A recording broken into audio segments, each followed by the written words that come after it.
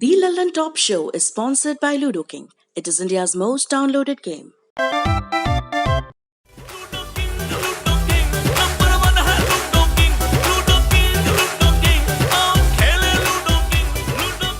हाय दोस्तों, मैं Vikas Singh and family and friends का नंबर 1 गेम लूडो किंग अभी डाउनलोड कीजिए।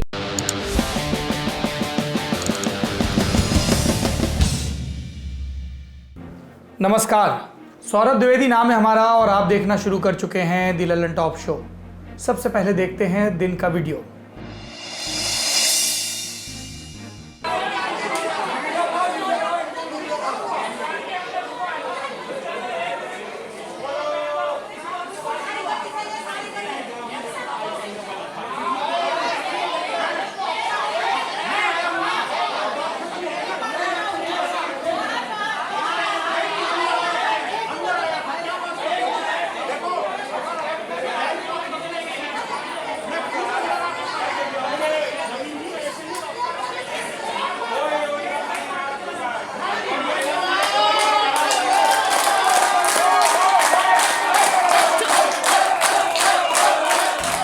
ये वीडियो दिल्ली के अक्षरधाम इलाके में पड़ने वाले पांडव नगर का है। गली नंबर 9 के लोगों ने आज दोपहर जमकर बवाल काटा। 9 अप्रैल से सील हुई इस गली के लोग पुलिस वालों से बैरिकेड हटाने की मांग कर रहे थे। अप्रैल की शुरुआत में इस गली में कोरोना संक्रमण का एक मामला मिला था, जिसके बाद एहतियात के तौर पर गली को सील किया गया था। गली को दोनों तरफ से बंद कर पुलिस वालों की ड्यूटी लगा दी गई थी। ना कोई अंदर आ रहा था, ना बाहर जा रहा था। अप्रैल के आखिरी हफ्ते में किसी ने अफवाह उड़ा दी कि गली 30 अप्रैल या फिर 1 मई को खोल दी जाएगी। 1 मई की दोपहर तक जब ऐसा कुछ नहीं दिखा तो लोग घरों से बाहर निकले और गेट पर इकट्ठा हो गए। पुलिस वालों से लड़ने लगे, प्रशासनिक अधिकारियों से भी। ये ज़ोर ज़ोर से चिल्लाते हुए तालियां बजा रहे थे। इस बुलेटिन को देख रहे सभी लोगों से हमारी अपील है, अगर आप किसी हॉटस्पॉट में रहते हैं तो अपना धीरज बनाए रखें। मुश्किल वक्त है, कुछ दिन में बीत जाएगा। जो हॉटस्पॉट्स में नहीं रहते हैं उन्हें भी स्थानीय प्रशासन के ऐलान पर ध्यान देना चाहिए, क्योंकि वही तय करेगा कि रियायत कहाँ और कितनी मिलनी है। सोशल मीडिया पर लॉकडाउन के संबंध में मिल रही जानकारी पर फ़ौरन भरोसा ना करें, क्योंकि एक छोटी सी गलती बहुत भारी पड़ सकती है। अब आपको बताते हैं कोरोना संक्रमण से जुड़े कुछ अपडेट्स। सबसे पहले आंकड़े। दुनिया भर में संक्रमितों का कुल आंकड़ा हो गया है 32,67,000। कल जब मैं शो कर रहा था तो संक्रमितों के आंकड़े की जगह बोल गया था कि संक्रमण से मरने वालों का, उसके लिए माफ़ी चाहता हूँ। संक्रमितों का आंकड़ा है 32,67,000। ठीक हुए हैं 10,21,000 लोग, मौतें हुई हैं 2,34,000। अमेरिका में रोजाना तकरीबन 25 से 30,000 नए मामले सामने आ रहे थे, लेकिन 30 अप्रैल के दिन रूस में 8,000 से ज़्यादा मामले संक्रमण के सामने आए। इसके बाद से वहाँ पर प्रशासन ने सतर्कता और बढ़ा दी। लेकिन अपने पड़ोस में और बड़ी गड़बड़ हुई है। पाकिस्तान की नेशनल असेंबली, मतलब वहाँ की लोकसभा, इसके स्पीकर हैं असद कैसर। उनका कोरोना टेस्ट पॉजिटिव आया है और असद कैसर ने हाल ही में अपने यहाँ रोज़ा इफ्तार पार्टी रखी थी। इसके अलावा वो पाकिस्तान के प्रधानमंत्री इमरान खान समेत कई बड़े अधिकारियों से भी मिले थे। अप्रैल में इमरान खान का कोरोना टेस्ट हुआ था, जो नेगेटिव आया था। अभी ये तय नहीं है कि उनका दोबारा टेस्ट होगा कि नहीं। अब पाकिस्तान से भारत पर आते हैं, अपने देश पर। अपने यहाँ संक्रमण के कुल मामले हो गए हैं 35,043। ठीक हुए हैं 8,889। मौतें हुई हैं 1,147। पिछले 24 घंटे में 1,913 नए मामले सामने आए हैं। इसके अलावा एक अपडेट ये है कि केंद्र सरकार ने देश के ज़िलों को रेड, ऑरेंज और ग्रीन, इन 3 जोन्स में बांट दिया है। रेड मतलब संक्रमण का खतरा बहुत ज़्यादा, इसमें 130 ज़िले हैं। ऑरेंज मतलब यहाँ खतरा अपेक्षाकृत कम है, इसमें 284 ज़िले हैं। ग्रीन मतलब यहाँ संक्रमण का खतरा नहीं के बराबर है, इसमें 319 ज़िले हैं। ग्रीन जोन में वही ज़िले रखे जाते हैं जहाँ 21 दिनों से कोई नया मामला सामने ना आया हो। समय समय पर इस व्यवस्था की समीक्षा भी होती है। देश के लगभग सभी बड़े शहर, दिल्ली, मुंबई, कोलकाता, चेन्नई, हैदराबाद, पुणे, अहमदाबाद और बेंगलुरु वगैरह रेड जोन में है। ऐसा नहीं है कि रेड या ऑरेंज जोन में कोई छूट नहीं मिलेगी। केंद्रीय स्वास्थ्य मंत्रालय में संयुक्त सचिव ने आज इस पर सफाई भी दी। सुनिए। मुख्य फोकस ये है कि विद इन दीज डिस्ट्रिक्ट, जिसको हम रेड या ऑरेंज जोन बोलते हैं, वहां पर केसेस आए हैं, तो वहां पर हमें एक प्रोएक्टिव और स्ट्रिंजेंट मेथड में जाते हुए उनको कंटेन करना है। वहां पर जो भी वायरस स्प्रेड हुआ है सिस्टम में, उसको कंटेनमेंट जोन उसकी डिलिनेट करते हुए वहां पर उसको एक बड़े रूथलेस मैनर से वहीं पर चेन ऑफ ट्रांसमिशन को रोकना है, ताकि उस जिले में और उस जिले के बाहर वह ना फैले। तो ये इसी संदर्भ में मैंने आप लोगों को कंटेनमेंट जोन के प्रॉपर पैरामीटर्स के बारे में हाईलाइट किया था। अब कंटेनमेंट जोन के बाहर चाहे वह रेड डिस्ट्रिक्ट हो या वह ऑरेंज डिस्ट्रिक्ट हो, उसमें कुछ रिलैक्सेशन दी जा सकती हैं, जिसको कि ministry of home disaster management act के तहत नोटिफाई करेगी। सरकार ने आज ये भी बताया कि अप्रैल, मई और जून की मांग को ध्यान में रखते हुए 75,000 वेंटिलेटर्स की ज़रूरत पड़ सकती है। इसमें से 7,884 वेंटिलेटर विदेश से आयात किए जाएंगे, बाकी भारत में बनाए जाएंगे। ऑक्सीजन की कमी ना हो, इसके लिए सरकार औद्योगिक सिलेंडर्स को अस्पतालों में इस्तेमाल करने की तैयारी भी कर रही है। ये तो हुए अपडेट। अब बढ़ते हैं दिन की बड़ी खबर की तरफ। सबसे पहले आपको दिन की सबसे बड़ी, सबसे महत्वपूर्ण और सबसे जुड़ी खबर बता देते हैं। लॉकडाउन की बढ़ोतरी से जुड़ी, फिर दुनिया जहां की बातें करेंगे। नरेंद्र मोदी सरकार ने लॉकडाउन को 2 सप्ताह के लिए बढ़ा दिया है। जी, आपने सही सुना। जो सवाल आप सबसे पूछते फिर रहे थे, उसका जवाब मिल गया है। लॉकडाउन का तीसरा संस्करण, उसकी रूपरेखा सामने आ गई है। मगर घबराइए नहीं, इस बार रियायतें और भी ज्यादा हैं। अब लॉकडाउन देश में 17 मई तक रहेगा। ये 2 हफ्ते के लिए बढ़ा दिया गया है। दूसरे चरण का लॉकडाउन 3 मई को खत्म हो रहा है। इसके बाद 4 मई से तीसरे चरण का लॉकडाउन शुरू होगा। गृह मंत्रालय ने राष्ट्रीय आपदा प्रबंधन कानून के तहत इस संबंध में विस्तृत आदेश जारी किया है। इन गाइडलाइंस की सबसे खास बात यह है कि रिस्क प्रोफाइलिंग की गई है। क्या अर्थ हुआ इसका? देश भर के जिलों को रेड यानी कि हॉटस्पॉट, ऑरेंज और ग्रीन ऐसे 3 जोन्स में बांटा गया है। इस शब्दावली का जिक्र सरकार पिछले दिनों भी करती आई है, लेकिन इस बार ये वर्गीकरण लॉकडाउन का मूल है। रेड जोन में शामिल जिलों में अगर 21 दिन तक कोई नया मामला नहीं आया तो उन्हें ऑरेंज जोन में डाला जाएगा। ऑरेंज जोन में शामिल होने के बाद अगर फिर कोई मामला 21 दिन तक नहीं आया तभी जिला ग्रीन जोन में जाएगा, और इसका उल्टा भी होता रहेगा। एक एक करके आपको तीनों जोन्स के बारे में बताते हैं यहाँ क्या छूटें रहेंगी।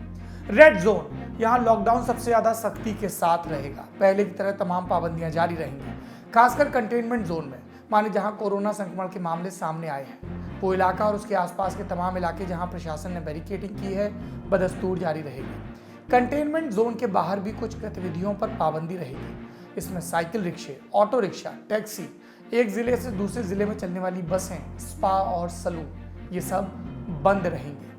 कंटेनमेंट जोन से बाहर कुछ गतिविधियों की इजाजत होगी। यहाँ 4 पहिया वाहन में 2 लोग यात्रा कर सकते हैं। शहरी क्षेत्रों में औद्योगिक प्रतिष्ठान, विशेष आर्थिक क्षेत्र माने SEZ और औद्योगिक टाउनशिप में काम शुरू हो सकता है। अब बात करेंगे ऑरेंज जोन की। ऑरेंज जोन में बसें नहीं चलेंगी, लेकिन कैब की अनुमति होगी। कैब में ड्राइवर के साथ एक ही पैसेंजर हो सकता है। लोग अपनी पर्सनल गाड़ियों का भी इस्तेमाल कर सकते हैं, लेकिन उसमें भी 2 ही लोग बैठ सकते हैं।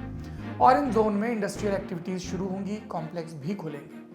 अब बात करते हैं ग्रीन जोन की। 50% क्षमता के साथ ग्रीन जोन में बसें भी चलेंगी। बस डिपो 50% कर्मचारियों के साथ ऑपरेट करेंगे।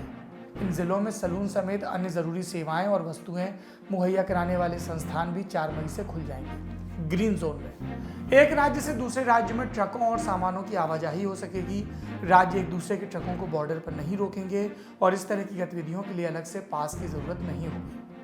गृह मंत्रालय के आदेश में जिन भी चीजों का जिक्र नहीं है वो सब ग्रीन जोन में खुल सकती हैं, पर कुछ पाबंदियां ऐसी हैं जो हर जोन में लागू रहेंगी लॉकडाउन के तीसरे चरण में भी।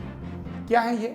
हवाई यात्रा, रेल यात्रा, मेट्रो, सड़क मार्ग द्वारा यात्रा, ये बंद रहेंगी। स्कूल, कॉलेज, अन्य शैक्षिक और कोचिंग संस्थान बंद रहेंगे। होटल, रेस्तरां, बड़े सार्वजनिक समारोहों के स्थान जैसे कि सिनेमा हॉल, मॉल, जिम, खेल परिसर बंद रहेंगे। सामाजिक, राजनीतिक, सांस्कृतिक और अन्य सारी गतिविधियां जिसमें सभा, जिसमें लोगों का जुटना शामिल है, ये सब पूरी तरह से बंद रहेंगी। आर्थिक गतिविधियां भी चालू रहें, इसके लिए ज़रूरी है कि ये सब गतिविधियां बंद रहें, और इसमें धार्मिक गतिविधियों पर पाबंदी भी है। विशेष परिस्थिति में हवाई, रेल और सड़क मार्ग से व्यक्तियों की आवाजाही की अनुमति है, लेकिन ये अनुमति केंद्र सरकार स्पेसिफिकली देगा। जैसे अभी एक ट्रेन चलाई गई मजदूरों के लिए तेलंगाना से झारखंड तक, इस तरह की अनुमति सक्षम प्राधिकारी देंगे, ये नहीं कि अपने मन से चल दी। गृह मंत्रालय की गाइडलाइंस के तहत छूट मिलेगी इसके लिए। शाम 7 बजे से सुबह के 7 बजे तक गैर जरूरी गतिविधियों पर रोक जारी रहेगी। इसे लागू कराने के लिए स्थानीय प्रशासन धारा 144 की मदद ले सकता है। सभी जोन में 65 साल से ऊपर के व्यक्ति, प्रेग्नेंट महिलाएं और 10 साल से कम उम्र के बच्चे, इनको घर में ही रहना होगा। फिर से रिपीट करता हूं, 65 साल से ऊपर के बुजुर्ग, प्रेग्नेंट महिलाएं और 10 साल से कम उम्र के बच्चे, इनको हर हाल में घर में ही रहना है। अगर कोई हेल्थ इमरजेंसी है इनसे जुड़ी हुई, तभी ये बाहर निकल सकते हैं। जो छूट हर जोन में मिलेगी उसके बारे में भी सुन लीजिए। हर जोन में अस्पतालों की ओपीडी शुरू हो सकती है, लेकिन उन्हें सोशल डिस्टेंसिंग और दूसरी तरह के सुरक्षा मानकों का पालन करना होगा। कंटेनमेंट जोन में इसकी भी इजाजत नहीं होगी। इसके अलावा मनरेगा के काम, खाद्य प्रसंस्करण की इकाइयां, ईंट भट्टे सहित ग्रामीण क्षेत्रों में सभी औद्योगिक और घरेलू निर्माण गतिविधियों की अनुमति होगी। ग्रामीण क्षेत्रों में शॉपिंग मॉल को छोड़कर सभी तरह की दुकानें भी खुली रहेंगी। कृषि आपूर्ति श्रृंखला माने खेती की सप्लाई चेन में आने वाली सभी कृषि गतिविधियां जैसे बुवाई, कटाई, खरीद, विक्रय की अनुमति होगी। मछली पालन, पशुपालन, वृक्षारोपण जैसे कामों पर कोई रोक नहीं रहेगी, बशर्ते ये कंटेनमेंट जोन में न हो। इसके अलावा सार्वजनिक उपयोग की चीजें जैसे बिजली, पानी, कचरा प्रबंधन, दूरसंचार, इंटरनेट, कुरियर और डाक सेवाओं के संचालन की अनुमति भी पहले की तरह बनी रहेगी। ई कॉमर्स को लेकर भी कुछ रियायत है। ग्रीन और ऑरेंज जोन में ई कॉमर्स को मंजूरी दी गई है, यानी ये सब तरह के प्रोडक्ट डिलीवर कर सकते हैं। गैर जरूरी सामानों पर भी लोग ऑनलाइन ऑर्डर कर सकते हैं और डिलीवरी की जाएगी। लेकिन रेड जोन में सिर्फ इसेंशियल गुड्स, खाने पीने के सामान की ही डिलीवरी होगी। ये सारे केंद्र सरकार की तरफ से किए गए ऐलान हैं। स्थानीय प्रशासन जरूरी लगने पर अपनी तरफ से रियायतें घटा भी सकता है और सख्ती बढ़ा भी सकता है। और बड़ी खबर की शुरुआत आज अच्छी खबर से करेंगे। अच्छी खबर यह है कि देश के अलग अलग हिस्सों में फंसे मजदूरों के लिए पहली विशेष रेलगाड़ी आज रवाना हो गई। हैदराबाद के पास पड़ने वाले लिंगमपल्ली स्टेशन से झारखंड के हटिया जाने वाली ये ट्रेन 1 मई को सुबह 5 बजे निकली। 24 डब्बों वाली इस ट्रेन में 1000 मजदूर हैं। एक डब्बे में लगभग 54 लोगों को बिठाया गया है। ये ट्रेन हटिया से पहले कहीं नहीं रोकी जाएगी। सिर्फ पानी और स्टाफ की बदली के लिए टेक्निकल हॉल्ट लिए जाएंगे। ट्रेन चलाने का फैसला गृह और रेल मंत्रालय के बीच हुई बैठक में लिया गया था। ये ट्रेन रात 11 बजे के करीब हटिया पहुंचेगी आज। उससे पहले इसे रात 8 बजे के करीब झारखंड के चक्रधरपुर में रोका जाएगा, जहां यात्रियों को खाना दिया जाएगा। हटिया पहुंचने पर ट्रेन से उतरे सभी यात्रियों का पंजीकरण होगा, फिर थर्मल स्क्रीनिंग की जाएगी। ये थर्मल स्क्रीनिंग क्या होती है? इससे बिना छुए पता चल जाता है कि बुखार तो नहीं है। सिर्फ बुखार का पता चलता है, कोरोना पॉजिटिव नेगेटिव का पता नहीं चलता है। ये अलग से इसलिए बता रहा हूँ क्योंकि हमने गांव द्वार में अपने बात की तो लोगों ने कहा कि वो मशीन लेके पुलिस वाले जांच लेते हैं या प्रशासन के, और लोगों को संतुष्टि हो जाती है कि कोरोना है कि नहीं। इस पूरी कार्रवाई की जो ट्रेन से उतरेंगे मजदूर, वीडियोग्राफी भी कराई जाएगी। इसके बाद मजदूरों को 60 बसों में अपने अपने गृह जिलों की तरफ रवाना किया जाएगा। जिला मुख्यालय पहुंचने के बाद एक बार फिर इनकी स्क्रीनिंग होगी और यहां से लोगों के हाथ पर होम क्वारंटीन का ठप्पा लगाकर भेजा जाएगा। ज़रूरी लगा तो लोगों को सरकारी क्वारंटीन सेंटर्स में भी भेजा जाएगा। इसके अलावा झारखंड की सरकार कोटा से छात्रों को लाने की भी तैयारी कर रही है। सूत्रों ने खबर दी कि झारखंड के रेजिडेंट कमिश्नर कोटा के लिए निकल गए हैं। बाकी राज्य भी इस तरह की तैयारियों में लगे हैं। आसपास के जो मीडिया सोर्सेज हैं उन पर नज़र रखिए, आपको खबर ज़रूर मिलेगी। रेल मंत्रालय के प्रवक्ता RD वाजपेयी, उन्होंने भी आज प्रेस से कहा कि ये ट्रेन तेलंगाना सरकार के आग्रह पर चलाई गई थी। रेल मंत्रालय ने यह व्यवस्था एक बार के लिए की थी। आने वाले समय में और ट्रेनें तभी चल सकती हैं जब शुरुआती और आखिरी स्टेशन वाली राज्य सरकारें आग्रह करें और इसके लिए रेल मंत्रालय अनुमति दें। इसलिए कयास लग रहे थे कि और ट्रेनें चल सकती हैं। केंद्रीय गृह मंत्रालय की हेडलाइंस में अब तक सिर्फ बसें चलाने की बात हुई थी। इसके बाद बिहार, राजस्थान, महाराष्ट्र और झारखंड समेत कई राज्यों ने ट्रेन चलाने की मांग की थी। आज दोपहर में केंद्रीय गृह मंत्रालय की तरफ से विशेष ट्रेन चलाने का ऐलान हो गया आखिरकार, इन सारी मांगों के बाद। इसके मुताबिक प्रवासी मजदूरों, श्रद्धालुओं, पर्यटकों और छात्रों समेत देश के अलग अलग हिस्सों में फंसे दूसरे लोगों के लिए विशेष ट्रेनें चलाई जा सकती हैं। रेल मंत्रालय इसके लिए नोडल अधिकारी नियुक्त करेगा जो अलग अलग राज्य सरकारों से बात करेंगे। हमारी आपसे अपील है, संयम रखिए। इतने दिन रखा है, कुछ दिन और। आने वाले दिनों में आप सभी अपने अपने घर पहुंच सकेंगे, लेकिन आपको अभी सड़कों पर नहीं उतरना, स्टेशनों पर भीड़ नहीं लगानी है। सोशल डिस्टेंसिंग की मर्यादा बनी रहे, ये इस व्यवस्था की पहली शर्त है। अगर आप भीड़ लगाएंगे तो ये व्यवस्था बाधित होगी और आपका घर जाना और कुछ दिनों, कुछ हफ्तों के लिए टल सकता है। बड़ी खबर में आप बात नांदेड़ की। पिछले दिनों से पंजाब में नए मामले जो कोरोना संक्रमण के सामने आ रहे हैं, उनका संबंध बार बार महाराष्ट्र के इस शहर से जोड़ा जा रहा है। यहाँ कई सारे सिख श्रद्धालु थे जो लॉकडाउन के चलते अपने घर नहीं लौट पाए। अब जब ये पंजाब पहुँचे तो इनके बीच से लगातार कोरोना संक्रमण के मामले सामने आ चुके हैं। इस समाचार की तैयारी तक पंजाब के 1/3 से ज़्यादा मामले नांदेड़ से आए सिख श्रद्धालुओं के बीच से सामने आए थे। अकाल तख्त और सिख समाज के दूसरे संगठनों में अब वही चिंता है जो पिछले दिनों मुस्लिम समाज में थी कि उन्हें कोरोना संक्रमण फैलाने वालों की तरह तो नहीं देखा जाएगा। तबलीगी जमात का मामला सामने आने के बाद मुसलमानों के खिलाफ बड़े पैमाने पर हेट कैंपेन चला था। कई भ्रामक खबरें चलवाई गई थी। इसके नतीजे में देश भर में सब्जी बेचने वालों से उनका धर्म पूछा जाने लगा। कईयों की पिटाई हुई। दूसरे देशों की आपत्ति लेने के बाद सरकार की तरफ से ट्वीट हुए और तब जाकर मामला कुछ शांत हुआ। इसलिए ज़रूरी है कि नांदेड़ के मामले के सभी तथ्य अच्छी तरह समझे जाएं। पहले समझिए कि सिख धर्म में नांदेड़ का महत्व क्या है। सिख धर्म के 10वें गुरु और खालसा पंथ की नींव रखने वाले गुरु गोबिंद सिंह ने संगत को यही 7 अक्टूबर 1708 को आखिरी दर्शन दिए थे। फिर उन्होंने देह त्याग दी। सिखों के 5 पवित्र तख्तों में से एक तख्त हजूर साहिब नांदेड़ में है। यहाँ पर हर साल होली के लिए बड़ी संख्या में सिख श्रद्धालु आते हैं। कई दूसरे धर्म के लोग भी पहुँचते हैं। इस बार भी ऐसा हुआ था। कुछ लोग होली के बाद भी रुके, माने मार्च के दूसरे हफ्ते तक। फिर कोरोना के चलते देश में लॉकडाउन का ऐलान हुआ और ये श्रद्धालु वहीं रह गए।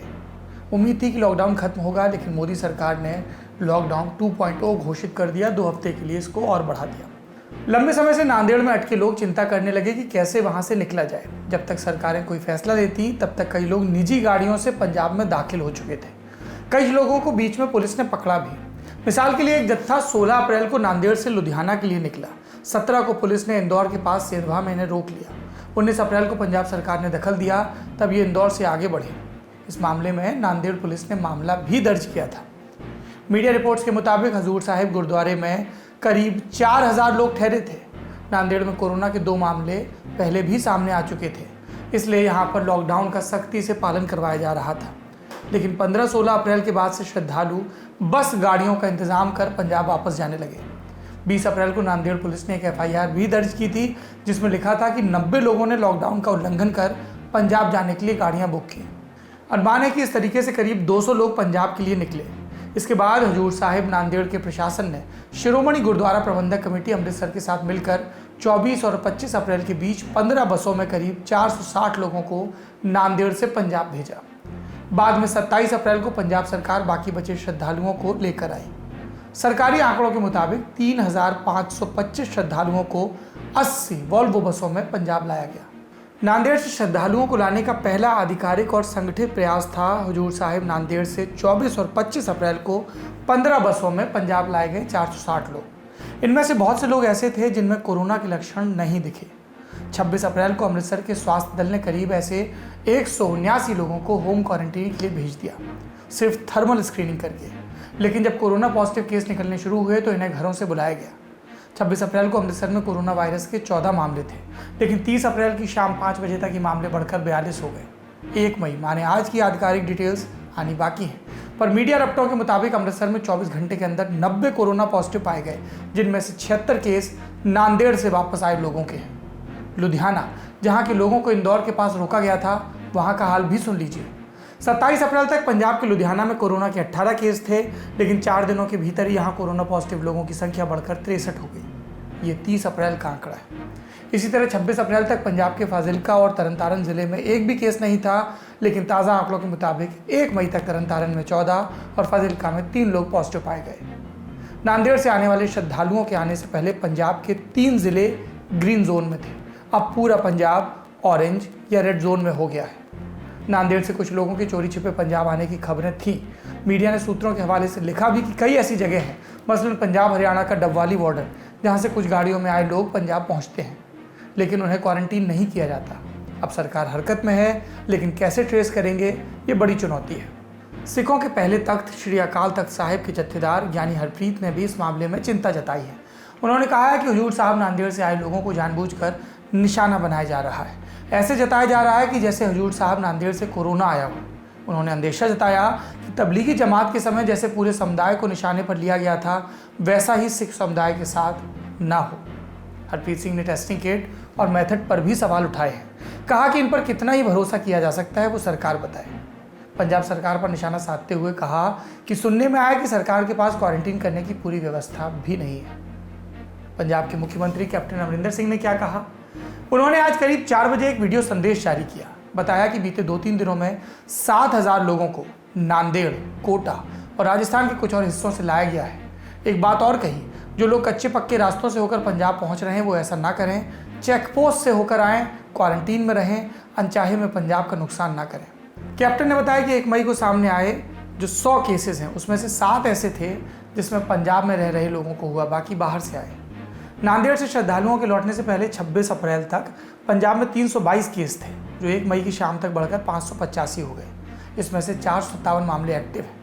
पंजाब में लॉकडाउन से पहले मार्च महीने में करीब 90,000 लोग विदेश से लौटे थे। तब माना जा रहा था कि पंजाब बारूद के ढेर पर है, लेकिन हालात उतने बुरे नहीं हुए। नांदेड़ के बाद पंजाब फिर मुश्किल में है। कुल 568 केस में लगभग 35% केस नांदेड़ से सीधे जुड़े हैं और ये संख्या बढ़ना तय है। तो पंजाब को आने वाले समय में बहुत सतर्क रहना होगा। और जो बात हम तबलीगी जमात के वक्त कह रहे थे वो अभी भी कह रहे हैं, धर्म से मत जोड़िए।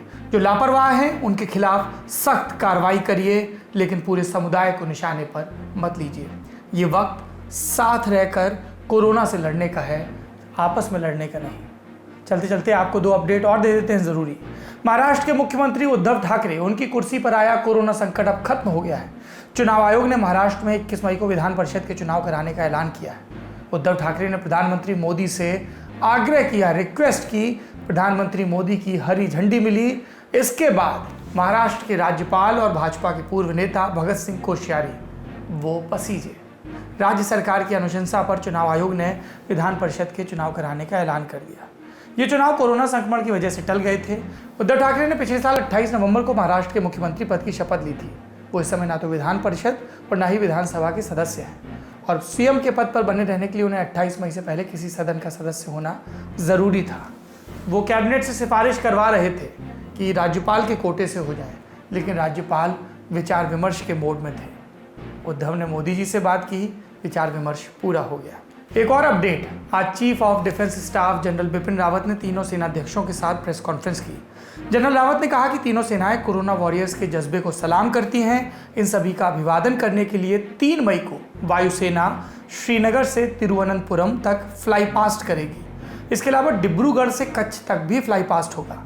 फ्लाई पास्ट के लिए लड़ाकू जहाज जमीन के करीब उड़ान भरेंगे। इसके अलावा हेलीकॉप्टरों से पुष्प वर्षा भी की जाएगी। नौसेना समंदर में अपने जहाज़ों को किनारे के पास लाकर उन पर रोशनी करेगी। सेना कोविड अस्पतालों के पास सेना बैंड की प्रस्तुति देगी। इसके अलावा 3 मई को पुलिस मेमोरियल पर श्रद्धा सुमन भी अर्पित किए जाएंगे। इसके लिए एक विस्तृत कार्यक्रम जारी किया जाएगा। अब बात करेंगे कोरोना वायरस से जुड़ी अफवाहों की। पहली अफवाह आई हरियाणा के जींद से। यहाँ की शिवपुरी कॉलोनी में किसी ने घरों के बाहर गेट पर लाल धागा बांध दिया, फिर लाल रंग भी फेंक दिया। इतना ही नहीं, गलियों में खड़े कई वाहनों पर भी लाल रंग फेंका गया। अगले दिन लोग उठे तो गेट पर धागा देखा, लाल रंग देखा, डर गए। तरह तरह की बातें होने लगी, अफवाह फैलने लगी कि कोई कोरोना फैलाने के लिए टोटका कर रहा है। फिर रात को पहरेदारी भी शुरू हो गई। मामला पुलिस तक पहुंचा। नतीजा ये निकला कि किसी शरारती तत्व ने अपने मज़े के लिए, लोगों को डराने के लिए ये लाल रंग और लाल धागे का उपक्रम किया है। इन लोगों के खिलाफ भी सख्त कार्रवाई होनी चाहिए। किसी के डर का आपके मजाक से कोई ताल्लुक हो तो ये मजाक स्वीकार्य नहीं है। हरियाणा में एक अफवाह और भी फैल रही है, लाल रंग से ही जुड़ी, कि कोरोना से बचने के लिए महिलाएं लाल रंग की चूड़ियां पहने। इस तरह के मैसेज वायरल हो रहे हैं, फिर लाल रंग की चूड़ियों की तलाश शुरू हो रही है। हम आपको बार बार कह रहे हैं, इन मूर्खताओं से, इन अंधविश्वासों से बचिए, इन अफवाहों से बचिए। कोरोना की वैक्सीन आएगी, दवाई आएगी, जब आएगी तब ढिंढोरा पीटा जाएगा, आपको ही बताया जाएगा। उसके पहले इन टोटकों के चक्कर में आप अपनी सेहत और दिमागी सेहत खास तौर पे इससे खिलवाड़ कर रहे हैं। कोरोना संकट के दौर में अच्छी खबरों का अकाल है, लेकिन आज एक हमारे हाथ लग गई। अमेरिका की लगभग 100 कंपनियां चीन को छोड़कर अब भारत में निवेश करने का मन बना रही हैं। और सटीक बताऊं तो यूपी में अपना प्लांट लगा सकती हैं। कोरोना संकट को अवसर की तरह इस्तेमाल करने वाली बात प्रधानमंत्री मोदी लगातार कहते रहे हैं। आप यूँ समझिए कि प्रधानमंत्री का इशारा उत्तर प्रदेश ने ढंग से समझ लिया। उत्तर प्रदेश के लघु मध्यम उद्योग और इन्वेस्टमेंट मामलों के मंत्री सिद्धार्थ नाथ सिंह, उन्होंने अमेरिका की लगभग 100 कंपनियों के साथ बात की और फिर बताया कि ये कंपनियां अब चीन छोड़कर भारत में आएंगी। ये कंपनियां क्या बनाती हैं? कई चीज़ें। कुछ ऑटोमोबाइल सेक्टर की हैं, इलेक्ट्रॉनिक्स की हैं, लॉजिस्टिक्स की हैं। कई बड़े नाम हैं, मसलन अडोबी आईटी सेक्टर की, लॉकहीड मार्टिन रक्षा और उड्डयन से जुड़ी, फेडेक्स और यूपीएस लॉजिस्टिक्स से जुड़ी, और सिस्को आईटी और नेटवर्किंग से जुड़ी। ये कंपनियां चीन छोड़कर भारत क्यों आ रही हैं? कंपनी को क्या फ़ायदा होगा? हमें क्या फ़ायदा होगा? सीधा सा जवाब है कोरोना संकट की वजह से। इस संकट ने कारोबार की नई परिभाषाएं गढ़ दी हैं। अब कंपनियां एक ही जगह पूरा इन्वेस्टमेंट नहीं रखना चाहती।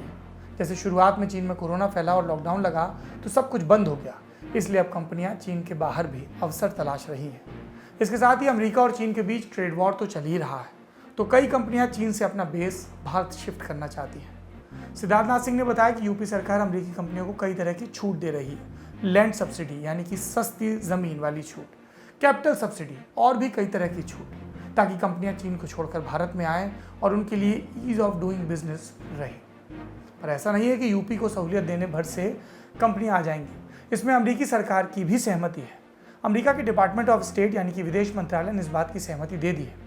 पिछले हफ्ते अमेरिकन चैम्बर ऑफ कॉमर्स के प्रतिनिधियों ने अमेरिकी विदेश मंत्रालय के अधिकारियों के साथ कॉन्फ्रेंस की थी और इसमें भारत में प्लांट लगाने की अहमियत पर चर्चा हुई थी। यानी सब कुछ सही रहा तो यूपी में लाखों करोड़ों का फॉरेन डायरेक्ट इन्वेस्टमेंट आएगा, सरकार के खजाने में पैसा आएगा, नौकरियां बढ़ेंगी, लॉकडाउन के संकट से जूझ रही अर्थव्यवस्था के लिए सब विटामिन की तरह होगा और योगी आदित्यनाथ की पॉलिटिक्स भी चमकेगी। अब वक्त है आपसे विदा लेने का। जाते जाते एक कविता सुनाते हैं।